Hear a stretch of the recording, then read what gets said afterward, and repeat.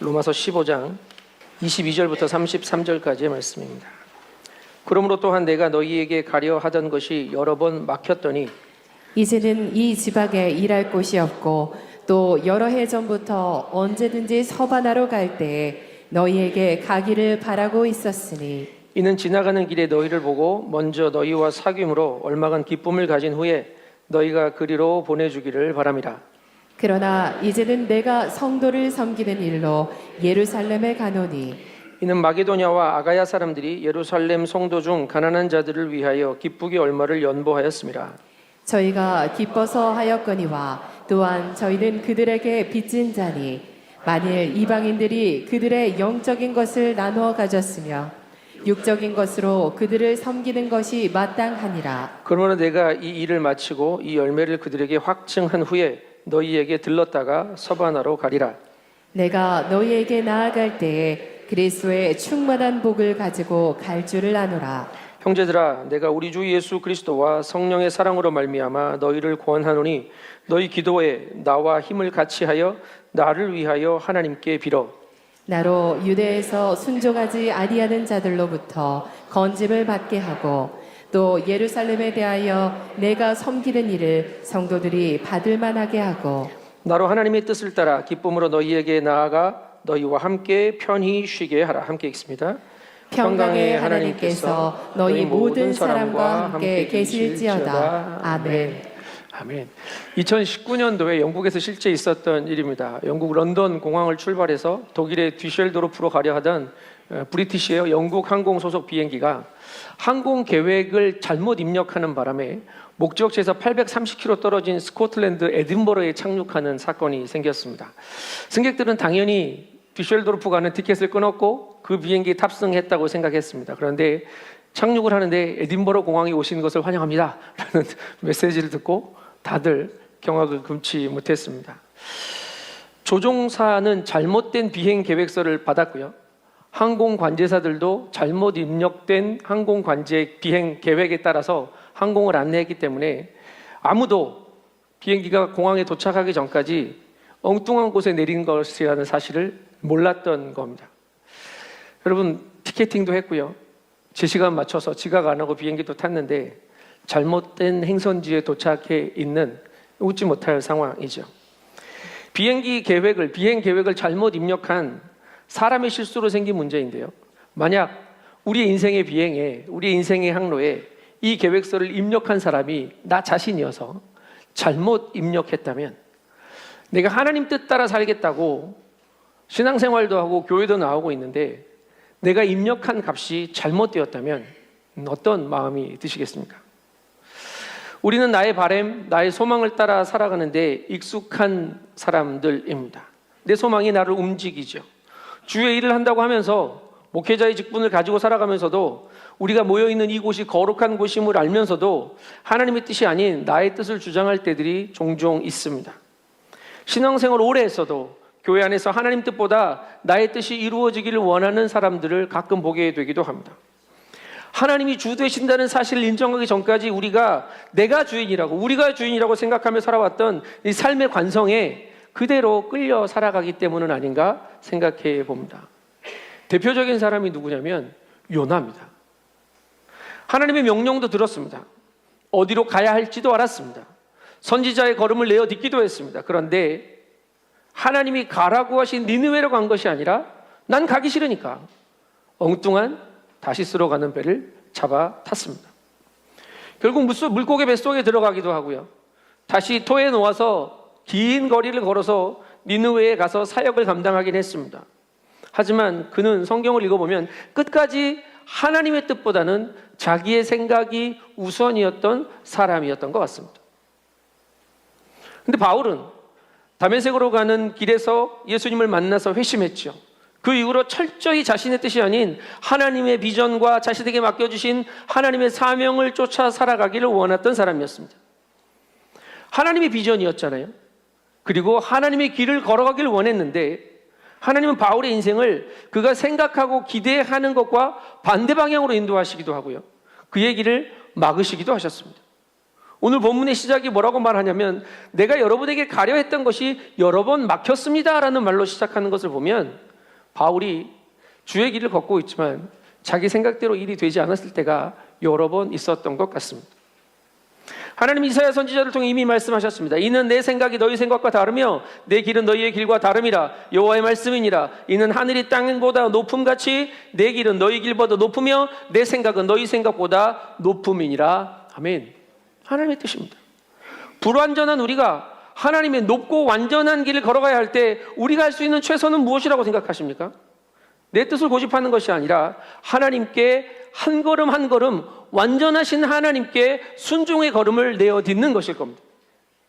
하나님이 명하신 복음의 전파에 꿈이 있는 바울이 자신의 기대와 다른 길을, 그런 시간을 걸어가면서 어떻게 주님의 일을 감당하는지, 그리고 바울이 편지를 주고받고 방문하는 교회 공동체는 어떻게 이 바울의 일을 돕고 섬기는지 오늘 말씀을 통해 확인하고 우리도 나의 뜻이 아닌 하나님의 뜻을 따라 주님과 동행하는 복음 전파의 사람, 하나님의 비전의 사람이 되는 은혜가 있기를 소망합니다.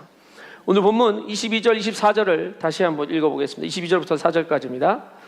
그러므로 또한 내가 너희에게 가려 하던 것이 여러 번 막혔더니 이제는 이 지방에 일할 곳이 없고 또 여러 해 전부터 언제든지 서바나로 갈 때 너희에게 가기를 바라고 있었으니 이는 지나가는 길에 너희를 보고 먼저 너희와 사귐으로 얼마간 기쁨을 가진 후에 너희가 그리로 보내주기를 바람이라.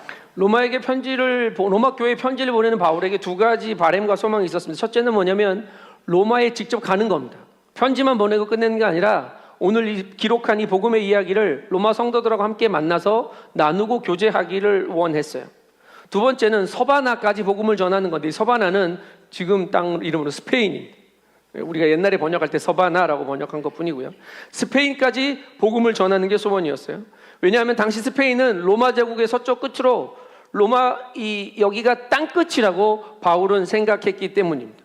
그 당시 사람들이 땅끝이라고 여겼던 게 스페인이었어요. 왜냐하면 그때는 신대륙이 발견되기 전이니까. 땅끝까지 복음을 전하는 것, 이게 바울의 비전이었습니다. 바울이 땅끝이라고 생각한 최종 목적지 스페인에 가기 위해 로마에 들려서 복음을 나누고 기쁨과 사귐을 누린 후에 로마 교회 성도들의 도움을 받아서 이제 스페인 선교를 진행하고 싶었던 게 이 바울의 계획이었다고요. 바울은 이런 말도 합니다. 이제 이 지방에 일할 곳도 없다. 이미 바울이 모든 곳을 다 다녀서 그쪽 빼고는 다 끝났다, 이런 얘기 아닙니다. 바울이 열심히 노력했습니다. 3차에 걸쳐 전도 여행을 했고요. 3차 전도 여행의 거의 끝자락인 고린도에서 지금 로마서를 쓰고 있기 때문에 3차 전도 여행이 마지막이라고 보시면 돼요. 당신 비행기도 없었습니다. 자동차도 없었습니다. 바울이 3번의 전도 여행 동안 다닌 거리가요, 지구 반바퀴입니다. 2만 킬로예요. 짧은 시간 동안 그 거리를 잠시도 쉬지 않고 꺾이는 뼈를 이끌고 찢어진 몸을 이끌고 그 선교의 사역을 충성되게 감당했다고요.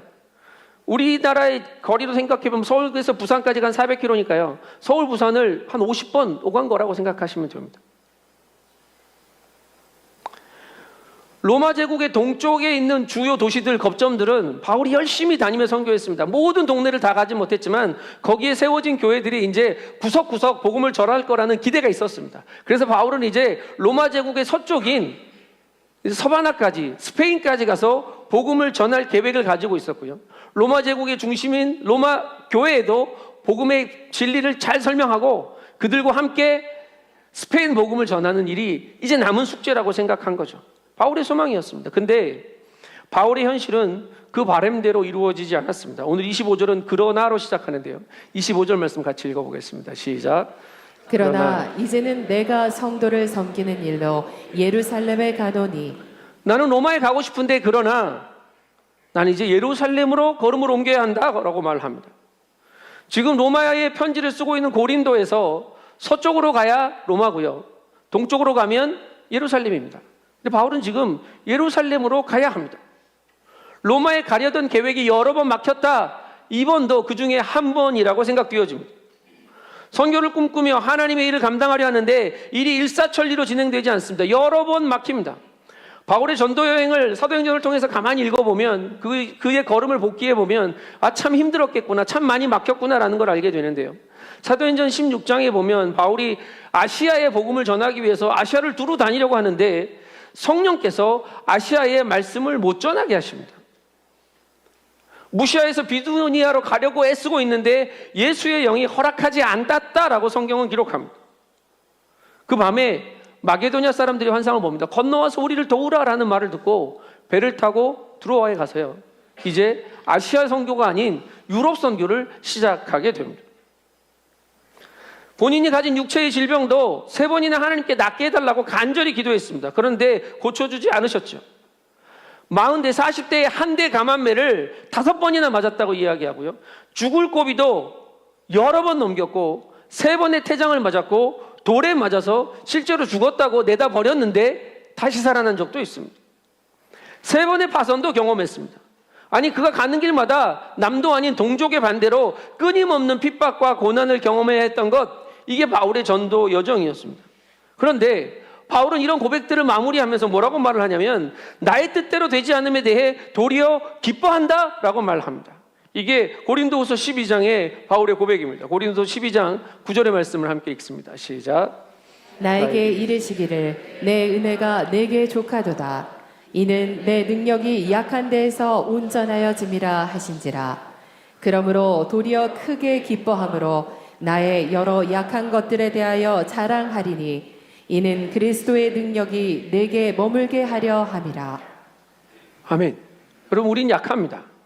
심지어 악하기도 합니다. 그런데 하나님의 은혜는 우리에게 족하다 말씀하십니다. 그 은혜가 우리 안에 있기에 연약한 우리를 통해 주님의 일을 하고 계시는 줄 믿습니다.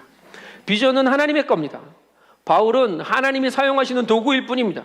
그리스도의 종이라고 늘 바울은 고백해 왔습니다. 여러분, 종이 자기 갈 곳 정하지 않습니다. 주인이 정하는 거죠. 종은 주인이 말하는 곳에 그냥 있으면 됩니다. 그래서 바울은 하나님이 여전히 자신을 사용하시는 은혜에 자족하며 감사하고 있고 도리어 크게 기뻐한다라고 말합니다. 내가 원한 거, 내가 가고 싶은 곳이 아니라 하나님의 비전이 이루어지기 때문이죠. 비전은 하나님이 이끌어 가시는 겁니다. 우리는 하나님께 오늘 순종하면 됩니다. 바울은 내일을 계획하지 않았고 자신의 온 삶을 하나님께 내어드리고 오늘을 순종함으로 예루살렘으로 향한 겁니다. 이게 바울의 걸음이었습니다. 그 바울에게 하나님이 오늘 맡기신 것이 있었기 때문이죠. 26절과 27절의 말씀을 읽습니다. 시작. 이는 마게도냐와 아가야 사람이 예루살렘 성도 중 가난한 자들을 위하여 기쁘게 얼마를 연보하였음이라. 저희가 기뻐서 하였거니와 또한 저희는 그들에게 빚진 자니 만일 이방인들이 그들의 영적인 것을 나누어 가졌으면 육적인 것으로 그들을 섬기는 것이 마땅하니라. 기록에 따르면 예루살렘에 기근이 있었답니다. 그래서 바울은 아마 이 기근으로 어려워진 예루살렘 교회 성도들을 돕자고 자기가 머물고 있는 이방 땅의 교회들에게 구제 헌금을 거둔 것 같아요. 그리고 이 헌금을 예루살렘 교회에 가져다 주는 일을 담당합니다. 마게도냐에 있는 교회는 빌립보 교회를 중심으로 이 헌금을 했을 거고요. 아가야 지방에 있는 교회란 말은 고린도 교회를 중심으로 이 일을 감당했다는 말입니다. 그리고 이 일을 하는 이유가 복음이 유대인들로부터 전해져 이방 교회들에게 영적인 유익을 주었기 때문에 이방 교회가 물질을 통해 교제하고 섬기는 일이 빚진 마음으로 함께하는 것이며 영적인 것을 나누어 받았으니 육적인 것으로 그들에게 섬기는 것이 마땅하다라는 표현을 지금 사용하고 있습니다. 그 마땅한 일을 바울이 하러 가는 거죠. 근데 여러분, 이 걸음은 바울이 죽으러 가는 걸음일 수도 있습니다.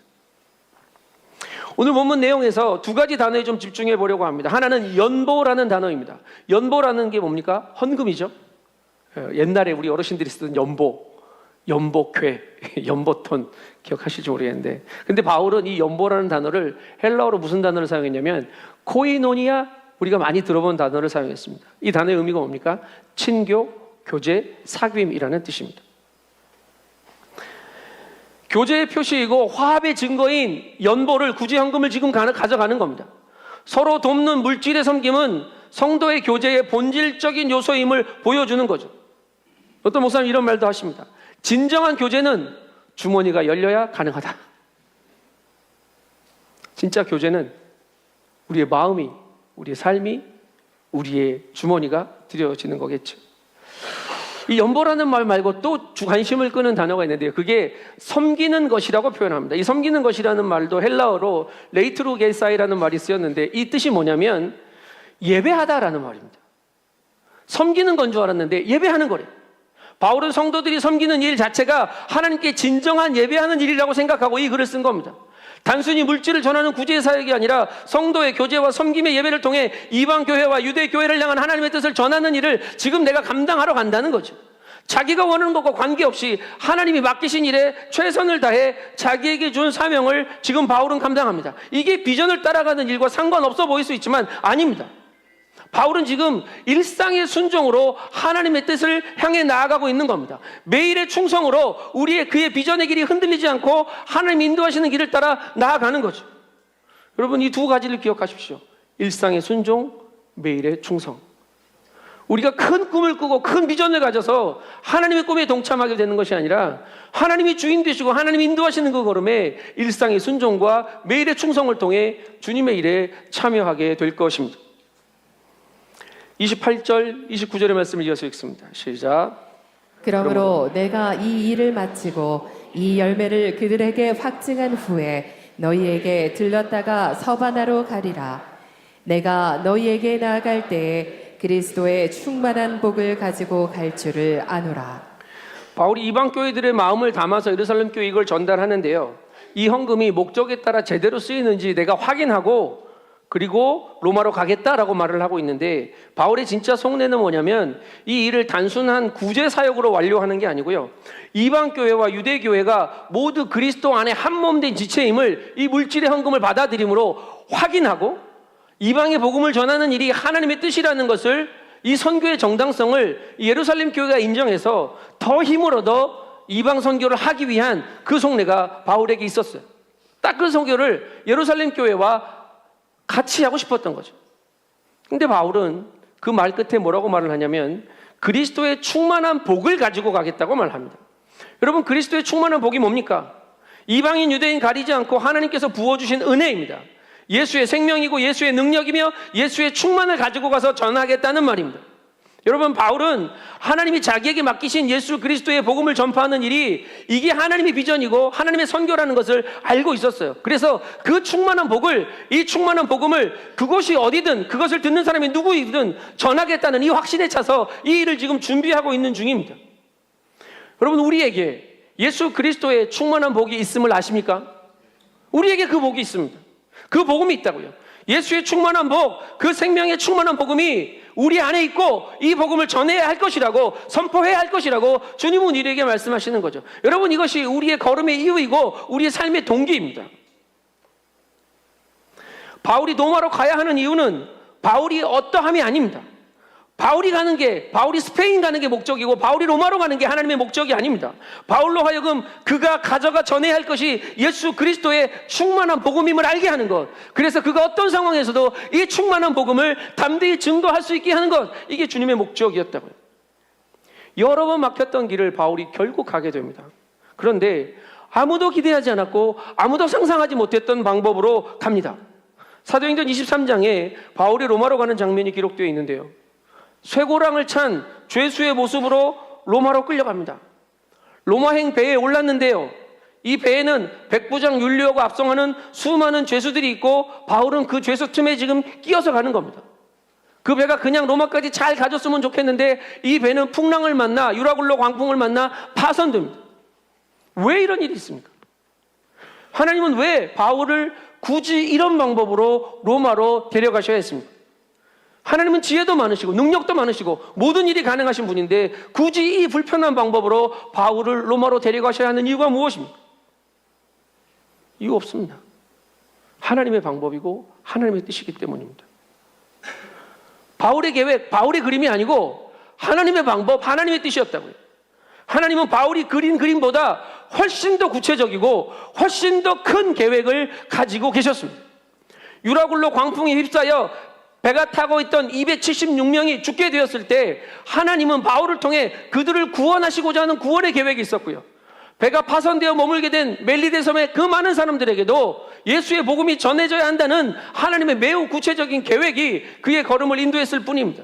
아니, 바울은 스페인이 땅끝이라고 생각했지만, 그래서 거기에 가야 되겠다고 생각했지만, 하나님은 바울을 로마에 2년 동안 가택연금된 상태에서 머물게 하시고, 찾아오는 사람들에게 하나님 나라를 전파하고 주 예수 그리스도에 대한 것을 담대히 거침없이 전하게 하셨습니다. 하나님이 하신 겁니다. 전승에 의하면 바울은 가택연금에서 풀려나서 마게도냐에서 선교를 더 할 수 있도록 허락받았다고 합니다. 그런데 얼마 지나지 않아 다시 체포되어서 로마 감옥에 재수감되었고요. 로마 외곽에서 참수형을 당했습니다. 그가 스페인에 가고자 했던, 땅끝에 가고자 했던 꿈을 이루었는지 안 이루었는지는 명확하지 않습니다. 갔다고 생각하는 사람도 있고 못 갔다고 말하는 사람도 있습니다. 바울의 땅끝 소망은 이루어지지 않았는지 모르지만 하나님은 스페인이 아닌 전 지구를 보고 계셨습니다.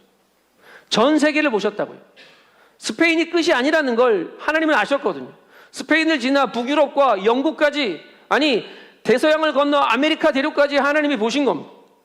하나님은 당시 세계 중심이었던 로마에서 바울이 복음을 더 전하게 함을 통해서 우리가 살고 있는 이 아시아에까지 수천 년의 시간을 거쳐 복음을 듣게 하는 그 놀라운 구원의 계획을 쉬지 않고 이루어 오셨습니다. 예수 그리스도의 충만한 복을 이 제주 땅끝에 있는 우리도 알고 듣고 그 복음에 감사하여 이 충만한 복음을 들고 열방을 향해 나아갈 수 있는 은혜를 우리에게도 허락하신 줄 믿습니다. 하나님의 계획입니다. 하나님의 일하심입니다. 그렇게 하나님은 바울의 소망이 아니라 하나님의 뜻을 이루신 겁니다. 기억하십시오. 가야 할 것은, 전해져야 할 것은 바울이 아니고 예수 그리스도의 충만한 복음입니다. 이제 바울은 로마 교회 성도들에게 함께 기도하자고 요청합니다. 30절부터 32절의 말씀을 읽겠습니다.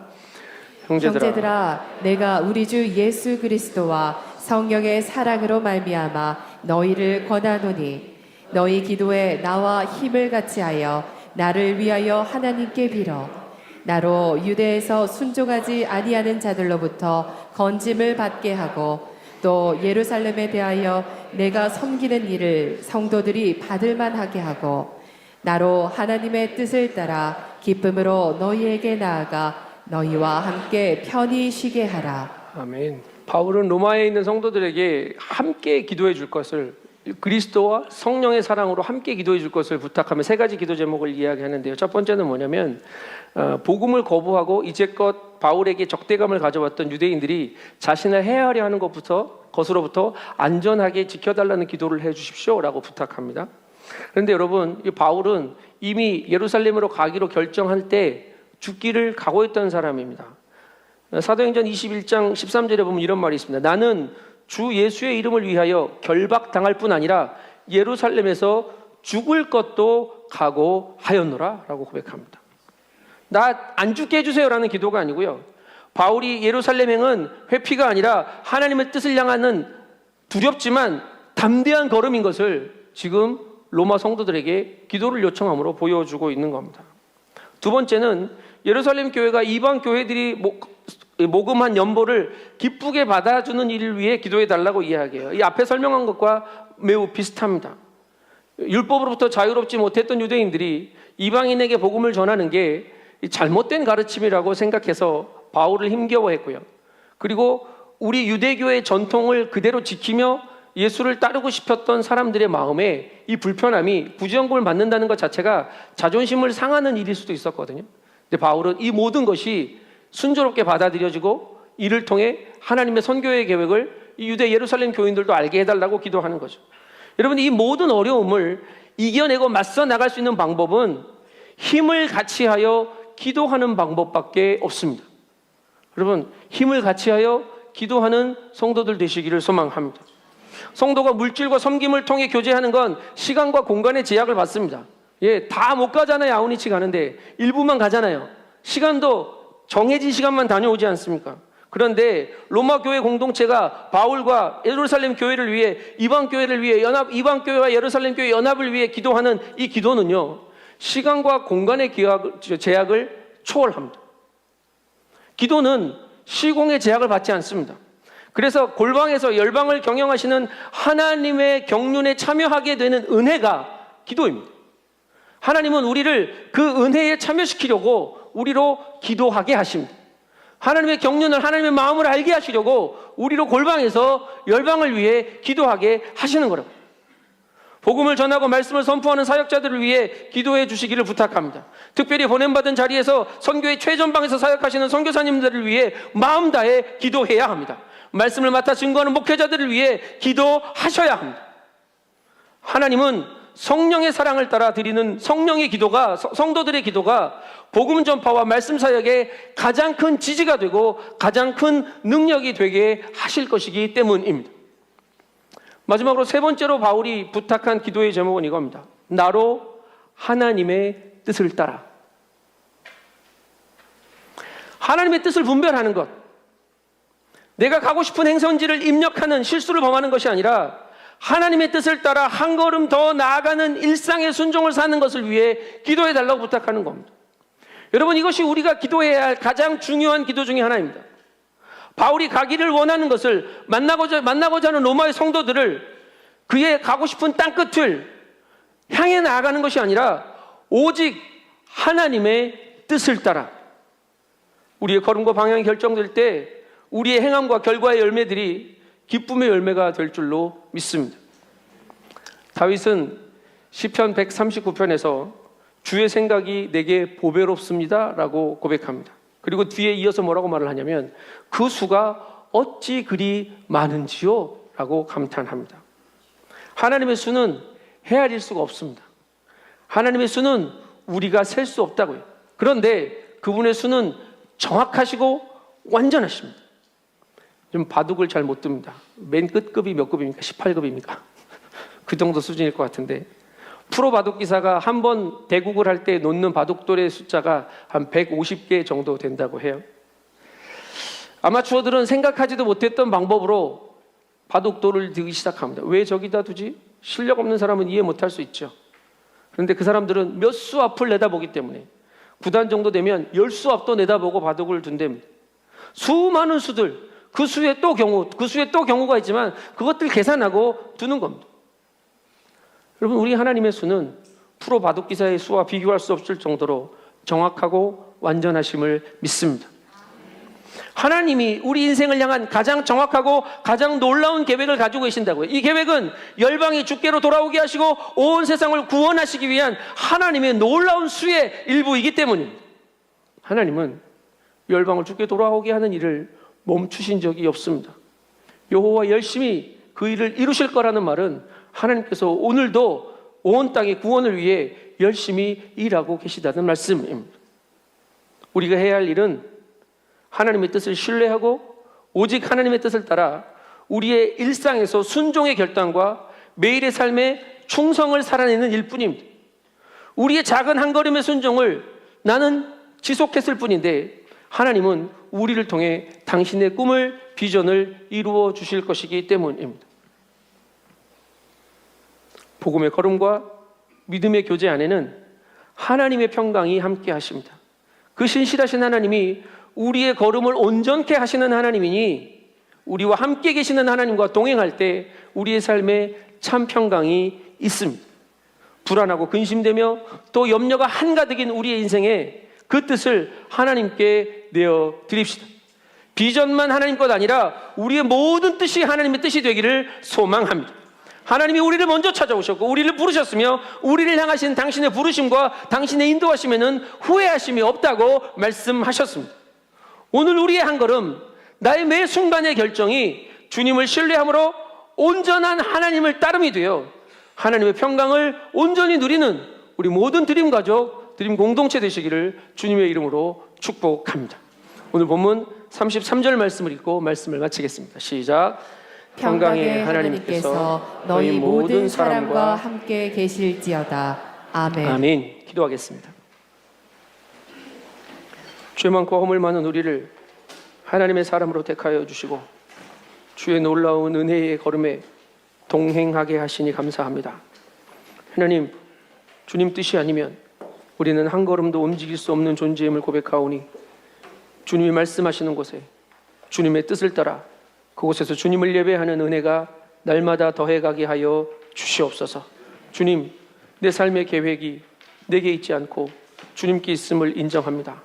주께서 우리를 통하여 열방을 주께로 돌아오게 하시고 많은 믿지 않는 자들이 그리스도의 향기를 맡게 하실 것이니 그 일에 내 삶의 뜻을 순복하며 내어드려 주님만 찬송하며 주님만 예배하며 살아가는 모든 드림의 가족들 되도록 축복하여 주시옵소서. 감사를 드리며 예수님의 이름으로 기도합니다. 아멘. 아멘.